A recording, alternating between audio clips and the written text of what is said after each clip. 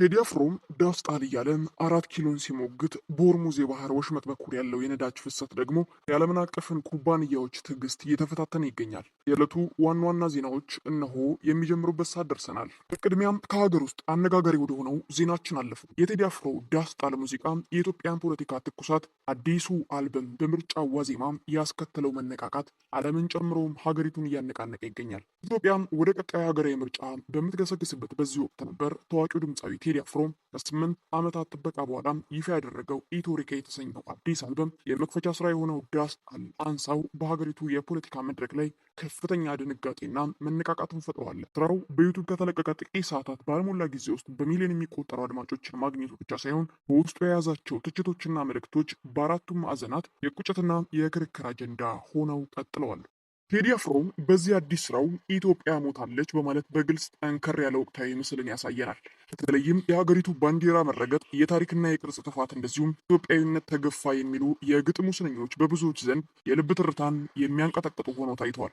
በማህበራዊ ሚዲያ መድረኮች ቴዲ 4 ኪሎን አንቀጠቀጠና ዳስጣል የብልጽግና ዳስ ነው የሚሉ ሃሽታጎች በስፋት እየተሰራጩ ይገኛሉ። በርካታ ወጣቶችና የተቃዋሚ ጎራ አራማጆች ሙዚቃውን በመንግስት ላይ የተሰነዘረ ቀጥተኛም የፖለቲካ ትችት አድርገው ሲመዘግቡትና ሲያሳዩ ይታያል። የመጪው የግንቦት ወር ምርጫም እየተቃረበ ባለበት በዚህ ወቅት የሙዚቃው መውጣት በፖለቲካው መስክ ሊያሳርፍ የሚችለው ተጽዕኖም በቅድመ ተከተል በዚህ መልኩ አስቀምጠናቸዋል። በአማራ ክልል በምርጫው ሂደት ላይ ገዳዮቻችንን በምርጫ አንሾምን በሚል ቀድሞውኑ ሲሰማ የነበረው ተቃውሞ በዚህ ሙዚቃ ሳቢያ ዳግም ሊያገረሽ እንደሚችል ተንታኞች ይገልጻሉ።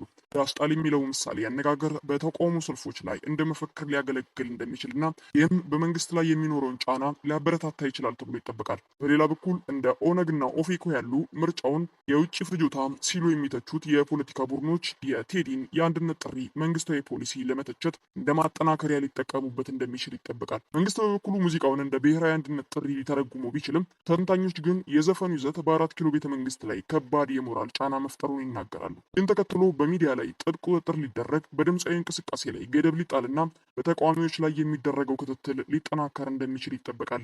በግንቦት 2018 ዓ.ም እንደ አውሮፓውያን አቆጣጠር በ2026 ሊካሄድ በተቃረበው ምርጫ ላይ ይህ የጥበብ ስራ የወጣቶችና የሲቪል ማህበረሰቡን ንቃት በማነቃቃት ረገድ ትልቅ ሚና ይኖረዋል ተብሎ ይጠበቃል። በተለይም በጦርነትና በግጭት ድባብ ውስጥ ምርጫ አይታሰብም የሚለው ድምፅ እየጎላ በመምጣቱ በአማራና በኦሮሚያ ክልል የምርጫው ተሳትፎ እንዲቀንስ ሊያደርግ እንደሚችል ይጠበቃል። በመጨረሻም ቴዲ አፍሮ ከጫፍ እስከ ጫፍ በፍቅር ጠሩን በማለት ያቀረቡት የኢትዮጵያውያን ሪም አሁን ያለው የብሔር ፌዴራሊዝም ስርዓት የሚሞግት አዲስ የፖለቲካ ንግግር ሆኖ ብቅ ይላል ተብሎ ይጠበቃል። ይህም የኪነ ጥበብ ስራ ከዜማነት ባለፈ የሀገሪቱን የወደፊት ዕጣ ፈንታ ለመወሰን የሚደረገውን ጉዞ ላይ አንድ ትልቅ የፖለቲካ ግብዓት ማገልገሉ የማይካድ እንደሆነ ብዙዎች ይገልጻሉ። ወደ ቀጣዩና ወደ ውጪ ዘገባችን አለፍን።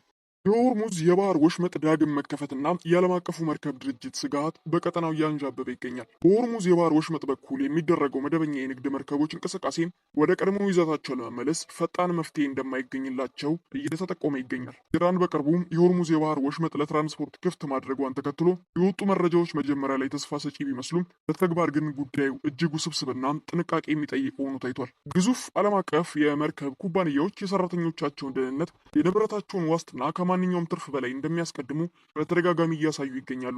እነዚህ ተቋማት ለዓለም አቀፉ የንግድ ፍሰት ወሳኝ